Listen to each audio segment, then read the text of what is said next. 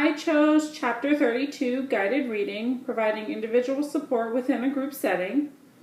And for this, the step-by-step is to group the students based on their assessment information, so like their running records. And I chose to do the Three Little Pigs. So what I will do is have all the students gathered in their groups, and I'll do like groups of 4 to 6. And what we're going to start off with is a little book walk. So a book walk is just flipping through the pages, looking at the pictures, picking out any unfamiliar vocab words, and those vocab words, they're actually going to write them down to come back to after we finish reading the whole book to see if they can figure out what the meanings of those words are from the sentences. So picking out like the context clues to figure out what that word actually means.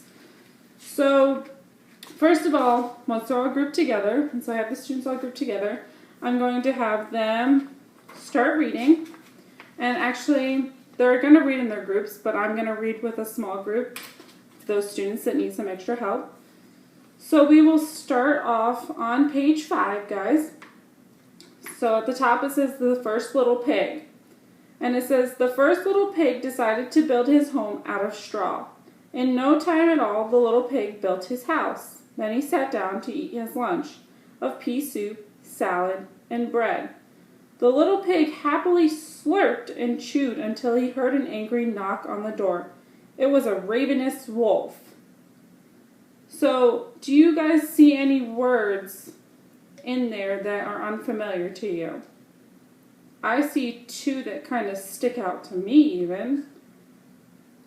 Okay, good. You see slurped. Okay, and you see the ravenous one. Yes, that's a tough word, I know. So I want you to write those down on your paper. And when we get to the end, we're going to go back and look at these words. So make sure you write what page it's on too. This is page 5. Okay. Let's turn to the next page. It says, little pig, let me come in, said the hungry wolf. Not by the hair of my chinny chin chin, said the frightened little pig. Then I'll huff and I'll puff and I'll blow your house in, growled the wolf, as the wolf inhaled. His lungs filled up like 2 balloons. Is there any words on that page that seem very unfamiliar to you? Okay, inhaled. Very good. Let's go on to the next page. Whoosh, the wolf exhaled, with such force that he blew the house into a haystack. He also blew the little pig down the street to his brother's house. Okay, this is page 7. So is there any words on there that you do not recognize? Exhaled. Okay, very good. We're actually going to stop there because we're going to go back and look at these vocab words. And I'm going to go start walking around and checking on the other groups that we're working individually, since I pulled you guys for small groups. So I want you to go back and look at pages 5, 6, and 7 and see if you can figure out the meaning of those vocabulary words that you wrote down. And I'm going to go check on the other groups to see what vocab words they found.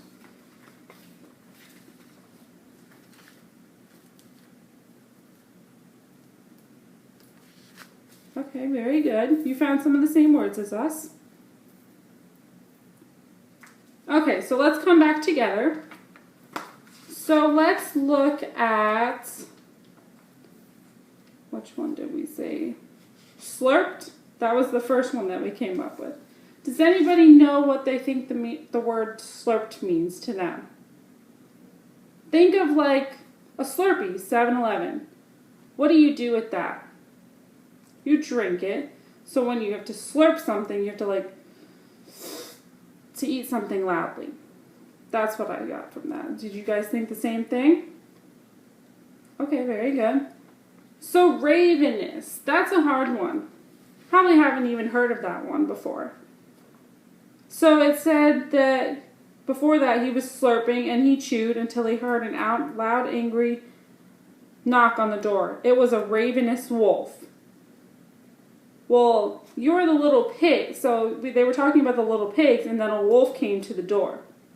So do you think that the wolf was hungry because he wanted to eat the pigs? So I think from our previous sentences, we can figure out that the word ravenous means that he's hungry. Okay, page 6, we had inhaled written down. So let's read that sentence again. It says, as the wolf inhaled deeply, his lungs filled up like 2 balloons. So when you inhale, you're breathing in. Your lungs will fill with air. So inhale. Did everybody get that as well? Is there any questions so far? Okay. And then we had the page 7 or page 8.